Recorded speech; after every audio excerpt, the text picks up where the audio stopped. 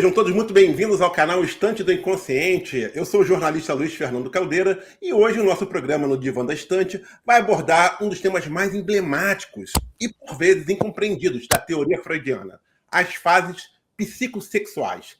Para muita gente, falar de sexualidade infantil ainda causa estranhamento, mas para o analista, entender como a libido caminha no corpo da criança é a chave para compreender o sintoma do adulto. E para tornar esse conceito cristalino, para quem está começando na área, nossa convidada de hoje é a competentíssima e simpaticíssima psicanalista Luciana Sgai. Tudo bem, Luciana? Seja muito bem-vinda ao nosso canal Estante do Inconsciente. Tudo bem, Luiz. Muito obrigada pelo convite. Fico muito feliz de estar aqui. A gente que fica feliz pela sua participação. Vocês vão ver que a Luciana é uma psicanalista sensacional, com uma didática enorme, e vocês vão gostar muito aí, com certeza, do conteúdo que ela está trazendo para a gente. Mas, pessoal, antes de passarmos a palavra para a Luciana e mergulharmos nessas fases, eu quero fazer um convite rápido para você. Se você é estudante de psicanálise ou está iniciando agora a sua jornada na clínica, né? Esse canal foi feito para você. Inscreva-se aqui no canal da Estante do Inconsciente, ative o sininho para não perder os nossos vídeos, as nossas entrevistas semanais, deixe seu like, isso ajuda muito o nosso trabalho de levar a psicanálise séria para mais pessoas, né? E compartilhe esse vídeo aí com o maior número de pessoas que possam ter interesse em entender um pouco mais sobre esse assunto. Para finalizar, siga a gente no Instagram, @Instante do Inconsciente, ok? Então, vamos agora começar efetivamente esse nosso bate-papo aqui com a Luciana. Para iniciar aqui essa nossa conversa, né? Eu quero começar bem do beabá mesmo, sabe? O que Freud quis dizer com o conceito de fases psicossexuais, né? E por que ele usa o termo sexual para falar do desenvolvimento infantil? Ai, Luiz, é muito bom a gente pensar que Freud, ele viveu, né, entre o final do século XIX e início do século XX. Então, a gente tem que contextualizar historicamente, né, a questão ali. E pensar que a criança, ela era vista como um ser, aqui entre aspas, puro. Essa era a visão comum, né, que era trazida em relação à infância, como se a criança fosse a miniatura de um adulto que não estava pronto, que precisava ser disciplinado, condicionado. Só que esse final do século XIX, início do século XX, há uma tentativa coletiva de várias áreas, várias disciplinas, vários ramos da filosofia, das ciências, de transformar os conceitos em algo mais científico para a época, né? Que a gente está falando de ciência clássica aqui. E Freud, ele faz parte desse movimento, né? Então, ele trazer a questão da sexualidade para a infância foi, assim, um choque para uma sociedade que, além de ver a criança como um ser puro, então desprovido de sexualidade, também via como se fosse assim um questionamento ao que eles julgavam correto, né, naquele momento. Sim. Então, quando a gente pensa que ele foi na contramão de uma sociedade toda, que era muito vitoriana, a sociedade europeia ali, né, daquele momento, muito puritana, né? E esse período puro, que seria a infância, sem conflitos, sem sexualidade, ele tensiona ali o negócio e realmente ele traz assim mesmo um choque, mas ao mesmo tempo ele abre um campo de enxergar a criança de outra forma, não como uma miniatura de um adulto, mas como um ser em desenvolvimento. Perfeito. Até hoje isso causa choque. Quando a gente fala, né, que a criança tem sexualidade, muitos não aceitam isso, né? Mas, Lu, o que define a passagem de uma fase para outra? É apenas a questão da idade ou é algo psíquico que acontece? Bem, em relação a isso, a gente tem que pensar também no momento de Freud. Pensa que, se ele está tentando, né, inserir o pensamento dele, os conceitos dele, dentro de uma teoria que caiba no que era entendido como ciência na época. Colocar em fases, né, delimitar fase por fase, como etapas a serem percorridas pelas pessoas, era importante. Ou seja, era importante ter essa estrutura ali naquele primeiro momento, porque ele inaugura, né? Então, para inaugurar, ele precisa dar um formato, ele precisa delimitar. Então, essa é a questão de colocar em fases. Agora, essa pergunta que você me fez, mas e aí, né? A fase ela é delimitadinha de 0 a 1 ano, é a fase oral. Primeiro, né? Falar para o pessoal quais são as fases, né? Exatamente. Aí, né? Exatamente colocar isso. Então o Freud ele divide em 5 fases, né? Hoje a gente sabe mais que são marcas, etapas do desenvolvimento, mas como ele usa o termo fases, vamos usar o termo fase. Então ele coloca em 5. Primeira fase, fase oral, depois a fase anal, a fálica, aí vem a fase de latência e, por último, a fase genital. São as 5. Agora, ele coloca uma idade aproximada. E o próprio Freud, ele escreve, né, sobre isso, ele coloca essa teoria dele bem no alvorecer do século XX, em 1905 que ele lança, né, o livro da teoria da sexualidade. E então ele mesmo revê durante todo o percurso dele, até 1939, quando ele falece, ele vai revendo os conceitos que estão ali. Então, não eram conceitos rígidos, mas ele precisava estruturar, né? Então, ele estrutura nessas 5. São fases, Freud coloca como sucessivas. Lógico que depois os estudos mesmo, e conforme ele vai voltando, ele vai vendo que existe toda uma maleabilidade entre uma fase e outra. Mas são sucessivas de acordo com o quê? Qual foi o link dele? A necessidade corporal da criança. Né? Então, é como se ele pegasse um link no biológico, né? E aí desenvolvesse a questão psíquica. Mais ou menos isso? Perfeito. Mais ou menos aí nessa teoria freudiana, né? A fase oral vai ali mais ou menos de 0 a 1 ano e meio, não é isso? Você pode mais ou menos passar para o pessoal? Muita gente já sabe, mas tem muita gente que está iniciando aqui a psicanálise. Você pode passar mais ou menos para a gente esse período? Sim. Então, primeiro, vamos lá, né? A ideia aqui, né? A gente não passa por essas fases e pronto, não é assim. Elas continuam operando dentro da psicanálise, né? Não como um esquema rígido, mas como uma lógica do desejo. Então, vamos lá para a fase oral. A fase oral, quando o Freud fala dessa fase que o bebê, ele depende da mãe ou da figura materna para se alimentar, eu vou falar mãe, porque Freud estava numa sociedade que ela era bem quadradinha, né? Pai, mãe, filho. Mãe. Então, mas aqui, sempre que falar mãe ou pai, a gente está falando de figura materna e figura paterna hoje em dia, né? Função, né? Isso já foi função materna e função paterna. Já foi bem revisto isso e tudo mais. Mas, quando ele está falando da fase oral, ele não está falando só da boca. Ele está falando do primeiro modo que o bebê se relaciona com o outro. A primeira interação do bebê com o outro é pela boca. Então, a fase oral, ela é um momento que o bebê depende absolutamente dessa outra figura, que no caso a gente pode chamar de mãe ou de função materna, alguém que cumpra essa função materna. Esse cuidado, ele tem que vir mediado por esse ser, ou por quem ocupa essa função, não tem problema.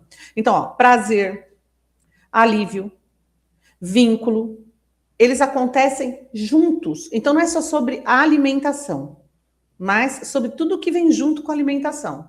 Porque é na boca que o bebê ele não só se alimenta, né? Mas ele também experimenta o acolhimento, a presença e, às vezes, até a primeira forma do vínculo afetivo que a gente pode chamar de amor. Perfeito. Posso falar mais um pouquinho sobre essa fase oral? Lógico. Porque o que está em jogo na fase oral, que muita gente, né, quando a gente estuda psicanálise, a gente acha que o que está em jogo é a criança receber ou não receber esse alimento materno, né? Mas o que está em jogo também, e especialmente, é como esse outro, que é esse ser do qual a criança depende, oferece isso, oferece o alimento. Oferece com presença, com ausência, e aí vem uma pergunta que você já tinha pensado aí, com excesso, com falta, né? Tudo isso. A mãe essencialmente boa, de que o Winnicott coloca. Isso, a mãe suficientemente boa. Ou o ambiente suficientemente bom, porque aí os outros, é o que eu falei, né? Os outros psicanalistas, eles foram ampliando o conceito, dando mobilidade para o conceito. Winnicott, Melanie Klein, Lacan e os atuais também, e a psicanálise atual também foi trazendo bastante mobilidade e ampliação para esse conceito. Perfeito. Então vamos passar agora aqui para a segunda fase, que é a fase anal, né? Onde há o controle dos esfíncteres, não é isso? Qual a importância disso psicologicamente, né, para a criança? Então, olha só, né? Olha que sacada de Freud, é uma coisa que eu pensei há pouco tempo. Ele inicia, né, as fases de desenvolvimento da criança pela fase oral, ou seja, tem a ver o quê? Com a busca do alimento. Esse alimento, depois de processado no corpo, ele tem que sair, não tem? Sim. Então, o que a gente não usou do alimento vai ser excretado. E aí, é engraçado que ele coloca como a fase subsequente a fase anal. Freud traz como a idade mais ou menos de 1 a 3 anos acontecendo essa fase anal. Fase anal é justamente a fase que a criança ela vai começar a desenvolver o controle dos esfíncteres, ou seja, o controle do xixi e do cocô. Sim. E nesse controle, a criança já não é mais passiva. Então, olha só, na fase oral, a criança recebe de forma passiva, né, o alimento, a satisfação daquilo que ela precisa. Na fase anal, aqui ela começa a aparecer algo ali nela na ordem do controle, da retenção, da possibilidade de dar ou não dar aquilo que é dela. Então, olha só, não se refere só ao corpo, lógico, mas também, sempre ligando, por isso que é psicossexual, né? Mas se liga também na relação com o outro. É como se surgisse uma pergunta assim na cabecinha da criança: o que eu faço com aquilo que é meu? Né? E nesse momento entra em jogo a presença de uma lei, para a gente falar do pai, né? Da figura paterna, da função paterna. Muitas vezes essa função paterna, essa lei, ela é encarnada por esse pai, né? E é justamente nesse momento que ela começa a se fazer sentir, porque aí já não é assim, tudo que a criança fizer tá bom. Já vai ter o certo, o errado, acertei, errei, né? Acertei o lugar de fazer o xixi, o cocô, errei a hora, errei o momento, né? Então, não necessariamente como autoridade nesse momento, rígida, né? Mas como um limite, uma organização, algo que vem introduzir umas regras nesse campo de troca da criança, né? E isso vai também deixando marca importante na forma como o sujeito lida com a ordem ou a desordem, com controle, com excesso de controle, com responsabilidades e até com o próprio desejo. Sim. E a gente vai falar daqui a pouquinho, inclusive, com dinheiro também, né? Acaba entrando por essa questão, né? Mas aí a gente chega depois à fase fálica, né? Que é mais ou menos ali os 3 anos, aos 5, né? Onde vai haver ali o processo da castração, correto? Fala um pouquinho sobre essa fase, né? E por que o nome fálico, né? Porque isso gera um tanto, assim, certa confusão, né? Muita gente acha que a fase fálica, falo como pênis, né? Na verdade, a fase fálica, esse falo, ele é simbólico dentro da fase fálica. E aqui eu vou explicar por quê, né? Então, a criança vem da fase oral, fase anal, chega na fase fálica. Na fase fálica, a primeira coisa que ele começa a entender é que ele é diferente, ele não é igual ao outro. Então, se é um menino e se compara com o pai, ele parece com o pai, mas ele é menor do que o pai. Se é uma menina e, por exemplo, se compara com o pai, ela é diferente. Nela falta algo que o pai tem, né? Então, aqui começa a surgir nessa criança a noção do que é o desejo, porque é a castração. E o que é a castração, né? A criança, num primeiro momento, ela se sente integrante daquele sistema familiar. De acordo com como Freud traz a questão do complexo de Édipo, né? A criança está integrante de um triângulo. O triângulo tem pai, mãe e ele ali. É esse triângulo que a gente chama, né? O triângulo edipiano. Esse triângulo, a criança se sente ali dentro. Nesse triângulo, ela faz o quê? Ela antagoniza com a sua figura que tem o mesmo gênero dela, e ela se rivaliza, né, com ela, e ela ela quer fazer um link com a figura do sexo oposto, com a figura que é o do que falta nela, porque ela percebeu, opa, né, eu tenho isso, ele não tem aquilo. Que é um menino, por exemplo, ele olha para a mãe tem um seio que alimenta, ele não tem, né? A menina, ela olha para o pai tem um falo e ela não tem. Então, peraí, né? Então é como se a criança ela quisesse se aproximar do que tem aquilo que ela não tem e antagonizar com o seu concorrente, que é quem divide a atenção daquele outro ser. Então, isso era no triângulo edipiano clássico lá da família do século XIX, início do século XX. Então, dentro desse lugar, a criança está começando o quê? Ela está começando a entender que ela é diferente. E ela tem que ser castrada. Ela tem que ser castrada por quê? Porque ela não pode o menino não pode ter a mãe para ele.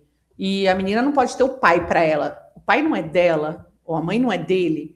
Então, o genitor ali, né, no caso, o cuidador do mesmo sexo, ele acaba fazendo a castração, os limites. Não, até aqui você não vai. É como se fosse a cultura se impondo para a criança. Só que, né, nessa imposição da cultura, a criança tem que pegar o seu desejo e direcionar para outro lugar, direcionar para um outro, né? Então, é como se tivesse, nesse momento, a dimensão do desejo ganha forma. Lacan, né? A gente não quer adiantar lá para Lacan, quer manter em Freud, mas Lacan ele explica Freud de uma forma assim que ele fala: a falta inaugura o desejo. Então aqui é como se fosse a castração, o impedimento, o que não dá para ser feito, ele inaugura o desejo. Então a criança começa a entrar nessa dimensão do desejo, da diferença e do lugar que o sujeito ocupa na relação com o outro. Então, aqui não se trata apenas do corpo como fonte de prazer ou de controle, né? Que foi no caso da fase oral, fase anal. Mas aqui é a descoberta de que existe uma diferença e que essa diferença tem efeitos. Sim. Então, é um momento em que a criança começa a se perguntar sobre o lugar que ela ocupa. Então, imagina na cabecinha da criança. Ela pergunta assim: eu sou amado? Eu sou escolhido? O que o outro deseja de mim? Sim. E também a gente pode pensar aqui na questão narcísica. É ali que ela começa a se identificar dentro de tudo isso. Mas ainda assim, dentro da teoria freudiana, né, existe ali a descoberta de um certo prazer no genitais, no menino o pênis e na menina ali, na verdade, a região do clitóris, não é isso? Isso mesmo. Segundo Freud. Isso mesmo. Por quê? Porque a gente não falou muito sobre a questão da libido, sim, né? Mas todo esse movimento, Freud, ele coloca como a libido, né? Ou a pulsão. Então, a libido ou a pulsão é como se fosse a nossa energia. Para onde a nossa energia está voltada? Sim. Então, se na fase oral a energia, a pulsão, a libido da criança está voltada para a boca, na fase anal para os esfíncteres, realmente, pela saída ou retenção do xixi, do cocô, na fase genital, se volta para os seus órgãos genitais mesmo. Então, ela começa, até é uma fase que é comum a criança se masturbar, porque ela começa a perceber como fonte de prazer os órgãos genitais. Colocar a mão, né, e tal. Perfeito? Exato. Exatamente. E aí a gente chega à fase de latência, né? Que essa fase aí já posterior ao complexo de Édipo, 6 anos, né? Que é aquela fase, digamos assim, não, mas é essa fase que a criança vai para a escola também, né? Ela começa a ser integrada à sociedade, né?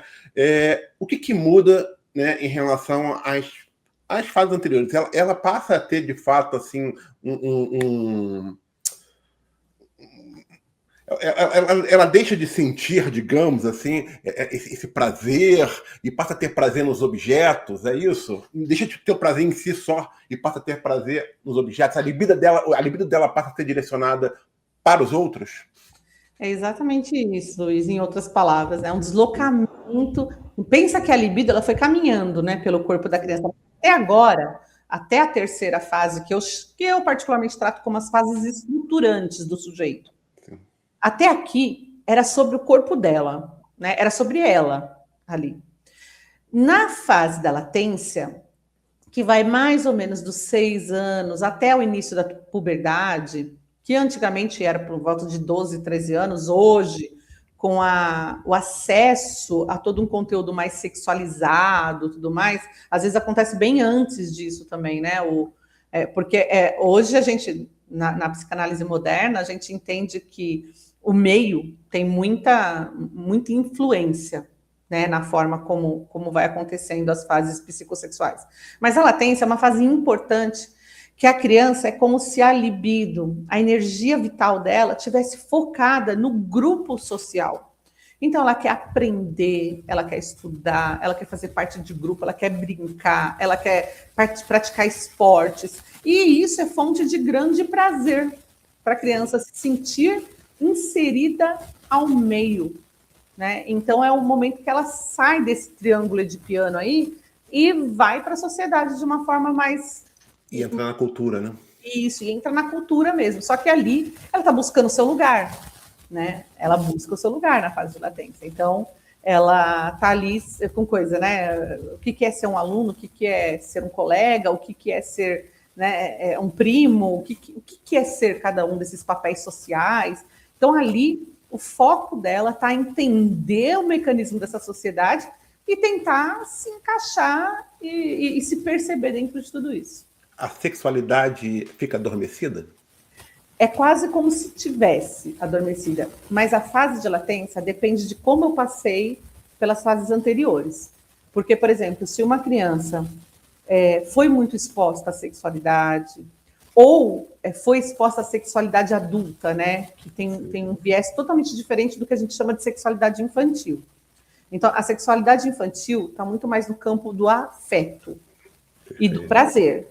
A sexualidade adulta está no campo da posse, do desejo, do tomar o outro, né? Do pegar o outro para si. Então, a criança, quando ela é invadida nas primeiras 3 fases, na fase oral, anal ou fálica, ela acaba trazendo marcas dessa invasão para a fase de latência. Então, não há, na verdade, uma latência, né? Na verdade, é uma criança que fica sexualizada demais nessa fase. Porque a ideia dessa fase de latência, Freud fala, se não existisse essa fase de latência, por exemplo, os animais não têm essa fase de latência. Por isso que eu estou falando, a gente está se inserindo na cultura, né? Porque o animal biológico, ele, a partir do momento que ele se desenvolveu sexualmente, ele já está pronto para procriar. Yeah. Né? O humano não. O humano tem uma fase em que ele se esvazia do prazer no próprio corpo, o que não significa que você não sinta prazer. Você continua sentindo um prazer incrível se tua mãe te pegar no colo e fazer cafuné, entendeu? Você continua tendo um prazer, mas já não é como se fosse o encaminhamento da tua libido. Você sente muito prazer nas interações sociais. Então, isso também é uma sexualidade, não é adormecido, né? Mas é como se o corpo já não fosse só ele por si fonte do prazer. Você consegue olhar o prazer externo também como fonte. Os objetos. E Luiz, a gente chega à fase genital, que é na puberdade. O que muda aí em relação a essas fases anteriores? É o fechamento, né, aqui do desenvolvimento.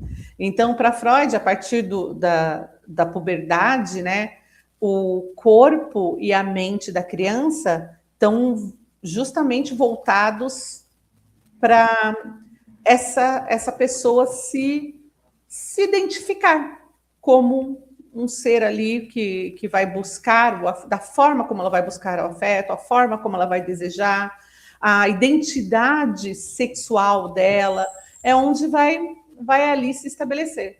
Então, é como se as fases psicossexuais realmente fossem assim, elas fizessem a pessoa chegar nessa fase genital, e essa fase genital fosse o fechamento desse ciclo de desenvolvimento psicossexual. Perfeito. Agora vamos entrar um pouquinho na questão da clínica, né? O que significa uma pessoa ficar fixada em uma dessas fases? A fixação é algo que Freud traz, né, nos textos dele. Isso, ele traz bastante sobre isso.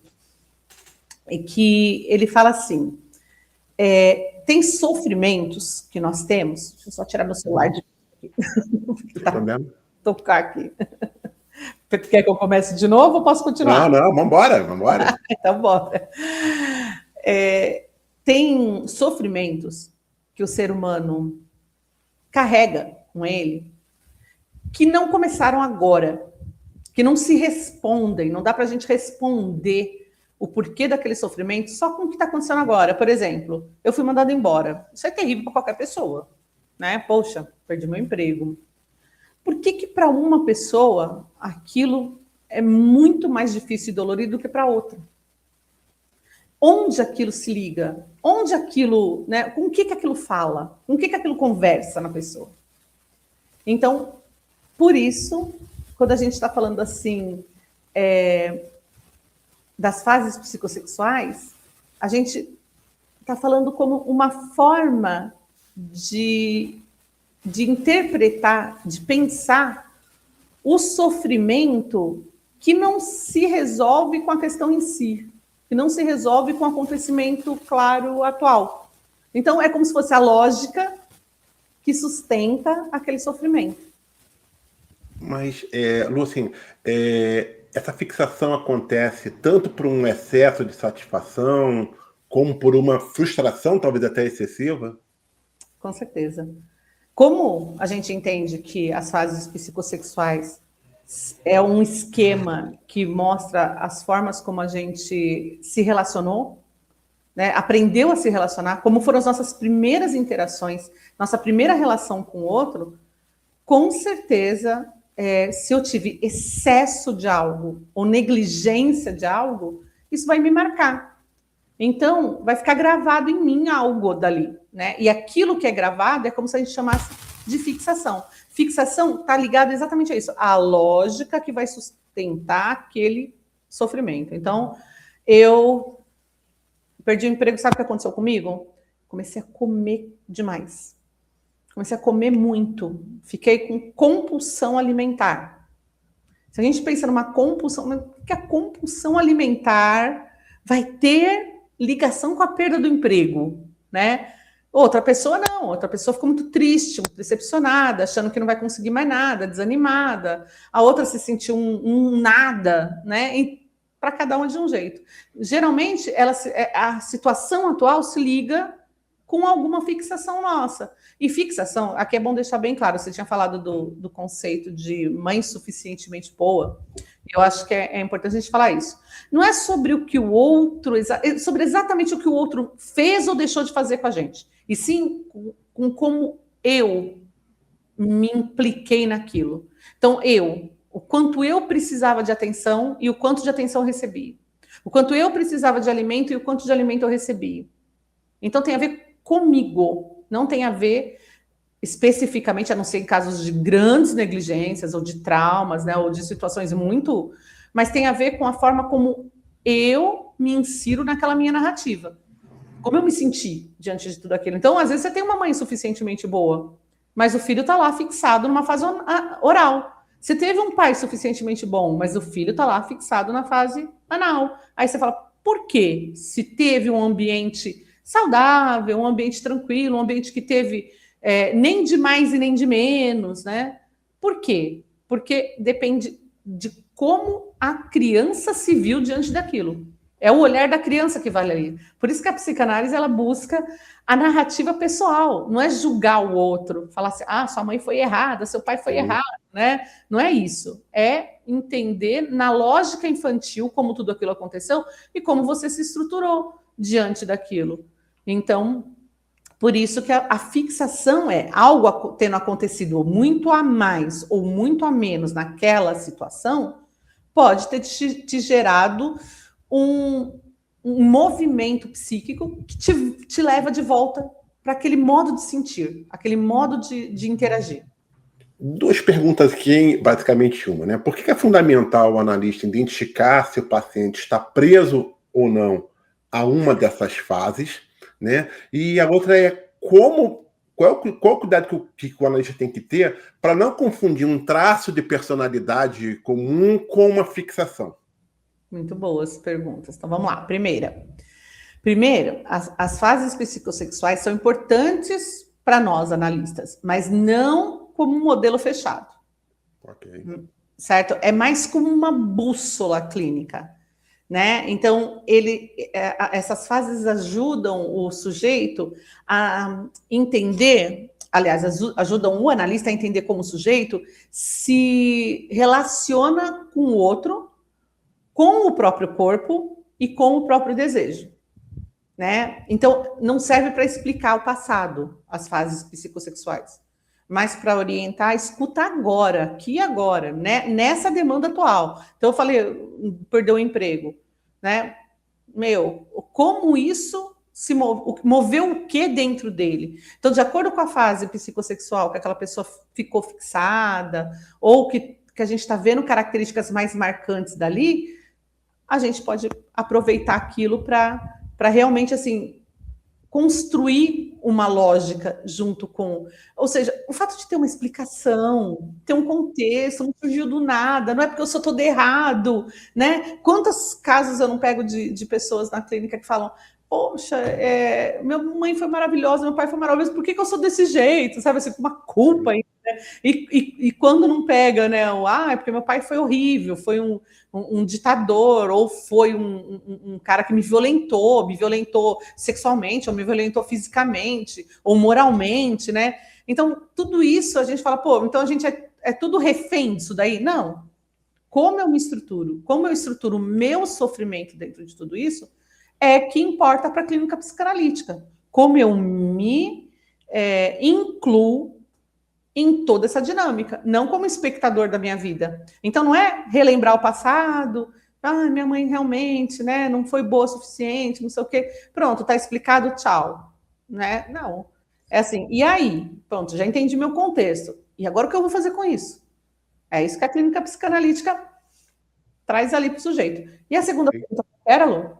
Então, a primeira é como é que você utiliza isso na clínica, né? E a segunda é exatamente quando você percebe que isso faz parte de uma personalidade da pessoa ou quando é de fato uma fixação psicossocial, para não confundir, né? Às vezes aquilo ali não é uma fixação, é apenas um traço da personalidade da pessoa. Como você consegue identificar isso? Como fazer essa separação? Isso é muito importante, muito bom que você me lembrou. Esse traço da personalidade. É como se a gente já viesse também com um pacotinho, uma caixa de ferramentas, né? É como se fosse assim, o que eu trago comigo?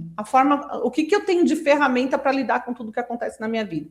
A minha caixa de ferramenta é diferente, por exemplo, da caixinha de ferramenta do meu irmão gêmeo. Ele passou pelas mesmas coisas que eu, só que ele passou de um jeito diferente que eu. Por quê? Porque dentro das ferramentas que eu tinha, eu reagia a tudo aquilo de uma forma. Nas ferramentas dele, ele reagiu de outra forma. Então, esses dias eu atendi uma paciente que ela falou assim, minha irmã tá mudando de analista, e ela falou, que chato, porque eu tenho que contar tudo de novo para minha psicanalista nova, e eu fico de novo chorando tudo que eu conto, fico tendo que chorar de novo, né? E ela falou assim, e eu acho que a minha irmã não tem muitos problemas com a nossa infância, porque ela é uma pessoa aberta, para frente, ela fala, ela confronta todo mundo, ela enfrenta todo mundo. E a minha paciente é bem fechada, bem retraída, né? E aí eu, né, comentei isso com ela. Falei assim, cada um batalha com as armas que tem. Um batalha com o escudo, outro batalha com a lança. Mas ambos estão na mesma batalha. Sim. E aí ela parou com coisa assim, né? A gente às vezes julga a pessoa mais retraída como alguém com problema. E a pessoa mais expansiva como alguém que tirou de letra. E nem sempre é assim. Às vezes o ataque é só a melhor defesa. Sem dúvida, sem dúvida. Uma dúvida que eu sempre tive. É possível a pessoa ficar fixada em mais de uma fase? Com certeza, Lu. Nós somos seres muito complexos, né? Nós somos a subjetividade, né? Tanto que o Lacan, ele não gosta de chamar a gente de indivíduo. Ela chama a gente de sujeito, né? Nós somos, assim, sujeitos a muitas coisas. Nós somos extremamente complexos. Então, existe uma árvore com uma única raiz? Não, para ter várias, né? Tem que ter várias para sustentar a árvore, né? Então, é mais ou menos isso. As nossas raízes ou as nossas fixações, as nossas dores, os nossos padrões inconscientes, eles estão ali. agindo ali diretamente na gente. Mas não é um, né? E se for um, ele vai ter várias ramificações, igual uma raizinha, no desenho da raizinha, que sai uma e vai saindo várias ali, né? Mas nós somos seres muito complexos. Isso é bom e é ruim, né? O Freud falava que preferia os cachorrinhos, porque eles não tinham uma personalidade dividida como nós. Então, assim, nós somos vários, somos muitos, né? Somos, aqui eu vou usar um termo meio Foucault na história, mas somos pluridimensionais e multifacetados. Perfeito. E Lu, como é que a gente pode... Eu queria que você identificasse para a gente quais são as características, né, de um adulto que está fixado na fase oral, de um que está na fase anal e um que está na fase fálica. Inicia pela oral, né? Aí vai fazendo a escadinha para as pessoas entenderem como é que funciona essa fixação. Como é que a gente consegue identificar que o adulto está preso a uma dessas fases? Essa é uma pergunta que eu vejo muito nas aulas, né, com os alunos de psicanálise, que, assim, uma coisa, me dá a receita, né? Sim. E eu vou tentar... Não é uma receita, né? Mas eu vou tentar te responder sem ir para a caricatura. Ok. Né? Isso é aquilo, isso é aquilo. Porque a ligação nem sempre ela é causa e efeito, tá? Mas existem características que levam para determinadas, né, fases. Claro. Então, por exemplo, vamos pensar numa pessoa que somatiza muito, né? Então, uma pessoa que o corpo está ali sempre somatizando dores, somatizando incômodos, né, e tudo mais. Então, vamos pensar nisso, tá? Eu vou ligar com a fase oral, mas não é assim como se fosse uma caricatura da fase oral. Ah, quem tem uma fixação na fase oral vai para a neurose histérica. Não, mas vamos lá. Pensa assim, ó, se a gente, lá no início, criou o primeiro vínculo com o mundo, com o outro, por meio do corpo, pelo toque, pela alimentação, pela presença. A criança não tinha palavras na fase oral. Ela tinha a sensação corporal. Você não acha que faz sentido que, assim, mais tarde, o corpo ele continue sendo um lugar privilegiado de expressão? Então, quando a gente fala em somatização, porque psicossomática é uma das minhas especialidades, a gente pensa assim, ó, o sofrimento, ele encontra o corpo como caminho, não como algo inventado, que as pessoas, às vezes, quando falam de somatização, você inventa a doença, né? Mas como algo vivido. Então, às vezes, a pessoa não consegue dizer o que está afetando ela, mas o corpo mostra. O corpo mostra com uma dor, com um sintoma, uma tensão. É como assim, se algo pedisse passagem por outro caminho. Então, na neurose histérica, por exemplo, o corpo não é só biológico, ele é também um lugar de linguagem, assim como na fase oral. Então, não é incomum a gente ver pessoas que ficam, né, nessa questão de muitas dores, né, de adoecer diante de algum problema, de alguma dificuldade, como uma regressão ou fixação à fase oral. O fumante também, aquele que rói unha. Isso, tudo que é com a boca, né? Sim. Eu roo unha, eu acho que eu estou fixado na fase oral. E a fase anal, Lu? Então, ó, se eu pus eu fiz de propósito, né? De pôr a neurose histérica vista a partir da fase oral. Para eu trazer a neurose obsessiva vista ali pela ótica da fase anal. Olha a importância da gente entender a importância das fases, da gente entender as fases, né? Então, olha, na clínica, né, a gente pode ver como que a neurose obsessiva aparece através do controle, aquelas pessoas que têm necessidade de controle, né? Controle de pensamento, às vezes pensamento repetitivo, controle dos atos, aquela pessoa que vai e observa se ela já fechou a porta 5 vezes, se trancou a janela, a limpeza da casa, né? Perfeccionista também. Perfeccionista, e também do próprio corpo, Existe uma neurose obsessiva com o próprio corpo também, né? De um controle excessivo sobre o corpo. É como se algo precisasse, assim, ser mantido sob domínio para evitar um excesso ou uma perda de algo.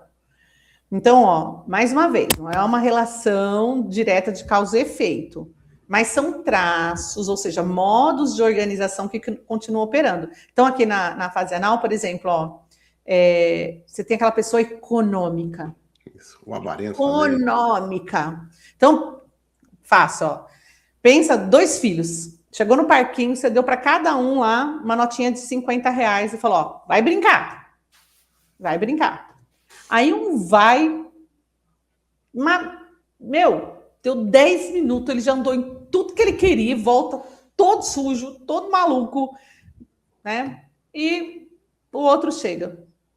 E ele mostra para você, ó, ainda tenho meus R$50. Talvez não soube fazer escolha também, né? Aí, assim, o outro olha e fala, então vamos lá gastar junto, né? Vamos lá, eu vou junto com você nos brinquedos. Ele fala, não, eu vou guardar, porque eu quero comprar um PS, não sei que número que tá agora. É o 5, eu acho. PS alguma coisa. E aí, ele não aproveitou o dia no parque, porque ele tinha algo lá para frente. Então, se a gente for falar do controle excessivo, do que é absolutamente do prender, ele é aquela pessoa que tem medo de simplesmente viver o seu desejo. Viver o seu desejo. Enquanto o que vai lá e gasta e nem percebe assim, que passou só 10 minutos, ele já não tem um tostão, ele foi desenfreado ali e não tem um controle do seu desejo. Uma coisa assim, poxa, deixa eu andar primeiro o parque, olhar quais são os brinquedos que eu gosto e escolher. Não, foi gastando assim na sequência. O que pareceu o primeiro, o segundo, o terceiro, o quarto, o quinto, acabou o dinheiro. Voltei pro meu pai correndo. Então, qual é o certo, qual é o errado? Porque não é sobre isso, sobre certo ou errado, mas a forma como o sujeito se organiza. Então, eu solto demais ou eu prendo demais. Tanto a pessoa muito impulsiva como a pessoa muito controlada, muito reprimida, a gente está dentro de uma neurose obsessiva. E tem muito a ver com o quê? Olha o movimento dos esfínteres. Solto ou prendo? Junto ou deixo-me separar, entendeu? Então, a gente liga, de uma certa forma, esse tipo de comportamento de quem é muito controlado ou muito descontrolado com algo, com a neurose obsessiva. Uma fase que, assim, ela é muito ligada à função paterna, à figura paterna, porque aqui é o primeiro momento que é mediado ali pela lei. E o neurótico obsessivo tem aquela dificuldade de fazer escolhas também, né? Porque ele não sabe perder, ele quer sempre ganhar, é isso? Isso mesmo. O neurótico obsessivo tem uma dificuldade incrível com as escolhas, porque ele sente, por exemplo, o neurótico obsessivo, o irmão que guardou o dinheiro, ele sente que o outro, ele tem... Aliás, ele olha o pai e ele fala assim, esse cara é fonte de mais dinheiro. Por que ele me deu só 50? Então, ele tem uma dificuldade de fazer a escolha porque ele sente, eu estou perdendo para chegar no meu PS. E esse cara que me deu só 50 podia ter me dado 100. Né? Então, olha a situação. Se eu escolher andar na roda gigante, é R$10 a menos para o meu PS, cara. Então, assim, ele não consegue escolher uma coisa, porque ele está dizendo não para uma ideia, para um pensamento. Por isso que é o pensamento obsessivo, né? Então, ele tá dizendo não para esse lugar que não se realizou ainda e que talvez não se realize. Mas ele fica vivendo em função disso. Perfeito. E a fase fálica? A fase fálica, né? Como a gente falou que o indivíduo está muito voltado a se olhar, de repente se ver dentro, né? Como a sua experiência subjetiva dentro de tudo que ele passou até chegar ali. Em alguns casos, a gente vê questões especialmente ligadas ao narcisismo. Então, por exemplo, chega uma pessoa com um ego muito rígido ou muito frágil. As pessoas acham que narcisismo só se envolve só quando o ego é muito, muito grande, muito forte, tudo é sobre mim, né? Mas não. São formas de narcisismo sofridas, tanto rígida quanto a frágil. Por quê? Porque o sujeito, o frágil, ele precisa constantemente, o frágil rígido, de confirmação. O tempo todo eles precisam de confirmação, porque o rígido do outro, precisa, né? que o outro veja que ele é daquela forma, senão qual o sentido que faz? Mas também, no caso do narcisista, quando o ego é rígido, ele, para sustentar aquela imagem idealizada dele mesmo, é muito difícil. É difícil manter. Então, é um jeito sofrido de ser. Então, por exemplo, a fase fálica, ela mostra que o sujeito ele não se constitui sozinho. Ele se constrói também a partir do desejo do outro. E Lacan, quando entra com a sacada do estádio do espelho, tal, o olhar do outro, ele vai aprofundar bastante isso, que Freud introduz na questão do complexo de Édipo, né? Então, no fundo, todas as fases psicossexuais, elas nos lembram do que o sujeito não é imediato, ele é construído. O sofrimento, ele também tem uma lógica que pode ser escutada. E qual é o erro assim mais comum que o estudante de psicanálise, eu diria até que o psicanalista iniciante comete, né, ao tentar aplicar essa teoria na prática, né? Aquela coisa, poxa, viu uma coisa, aí você está preso na fase fálica, não, ele está preso na fase anal. A gente está aqui diante do obsessivo, né? Então, é isso, ou é aquilo, ou não é isso, ou não é aquilo. Não é uma coisa assim que você tira uma conclusão de imediato, correto? Exatamente. Como o sujeito é complexo, é formado de muitas nuances, de muita coisa. Nem sempre você vai conseguir, com a teoria, explicar o que está acontecendo ali. E não e a teoria psicanalítica não foi feita para isso. Ela não foi feita para ser aplicada e como que fala isso? Comprovada. Ela não foi feita para isso. Então, Freud, ele deixa bem prático, bem direcionado. É da prática para a teoria. E não a gente vem com conceitos teóricos para comprovar no meu paciente. Entendeu? Então, o movimento é diferente da psicanálise. A psicanálise, ela vem do que é meu paciente, do que ali está pedindo passagem, o que ali está pedindo para ser escutado, e como a teoria pode sustentar de alguma forma aquilo. Então, a gente não constrói diagnósticos fechados e rígidos. A gente trabalha com hipóteses diagnósticas que nos ajudam a ir encaminhando a análise. E não como onde eu quero chegar com o meu paciente. Não essas coisas. Perfeito. E para a gente, que livro que você recomendaria, né, uma obra, para que a pessoa possa dominar esse tema das fases psicossexuais? A teoria, os 3 ensaios da teoria da sexualidade é óbvio, né? Tem que ler, né? Não tem jeito. É a inauguração do tema. Não tem como não ler. Mesmo que a gente vá ler já com um certo olhar crítico, é importante você saber onde começou, porque é onde Freud descreve o percurso, né? Então, a descrição do percurso está ali, né? E Freud é justamente isso que ele traz de diferença, que a sexualidade nessa obra aqui, bem, 3 ensaios sobre a teoria da sexualidade. Nessa obra, ele mostra que a sexualidade infantil não é adulta, né? É tudo aquilo que envolve prazer, corpo e vínculo, mas... Então, assim, a gente precisa entender isso. Primeiro, entender esse conceito. Eu falo que é um vocabulário básico, né, da psicanálise. Só que aí, como Lacan, ele traz um novo movimento na coisa... Então, eu indicaria aqui, né, um livro que ajuda muito a fazer essa ponte entre o que o Freud trouxe e o que Lacan acrescentou. É um livro do Garcia Rosa, Luiz Alfredo Garcia Rosa. Chama Corpo e Sexualidade em Freud e Lacan. Justamente essa ponte, né? Ele traduz esses conceitos importantes e ele mostra como que essa teoria foi sendo retomada e ressignificada ao longo do tempo. Então ele faz uma retomada mesmo e faz uma ampliação muito legal. Mas pode ser 3 livros? Pode, dá mais um, sem problema. E o terceiro, que aí, porque esse do Garcia Rosa, ele já tem um tempinho, acho que ele foi dos anos 90, né? E então tem um mais atual, que acho que é de 2016, se eu não me engano, que é o Joel Birman, né? Que chama O Ser Sexual e Seus Outros.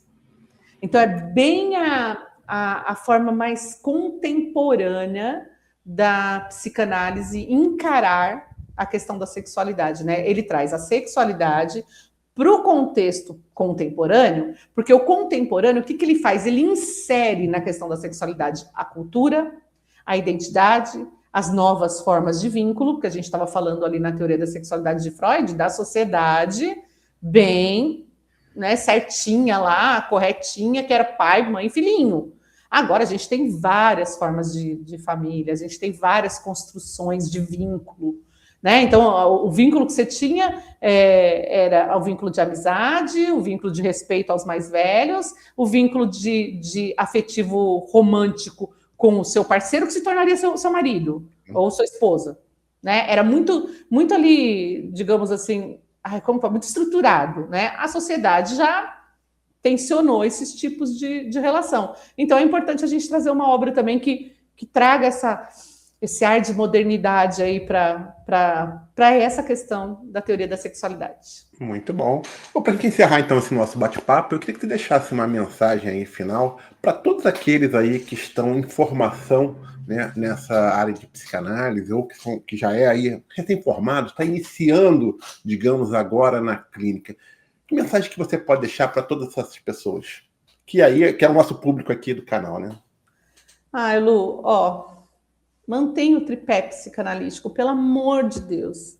Porque assim, a gente precisa estar em formação constante, em análise constante e em supervisão. É na medida em que isso vai acontecendo junto. Pensa um tripé. Eu estou aqui diante de um tripé do meu ring light aqui, e estou pensando, se eu tirar um pezinho, o negócio cai. Então, assim, não é à toa, né, que é necessário isso. Talvez por isso a psicanálise não se enquadre na questão da graduação, porque a graduação é algo que tem começo, meio e fim. A psicanálise, para ela se sustentar, ela não pode ter fim no seu estudo, não pode ter fim na sua análise pessoal e não pode ter fim na sua supervisão. Nosso trabalho não é, apesar de ser um trabalho que a gente, na maior parte do tempo, faz sozinho, só a gente e o paciente, ele não pode ser solitário.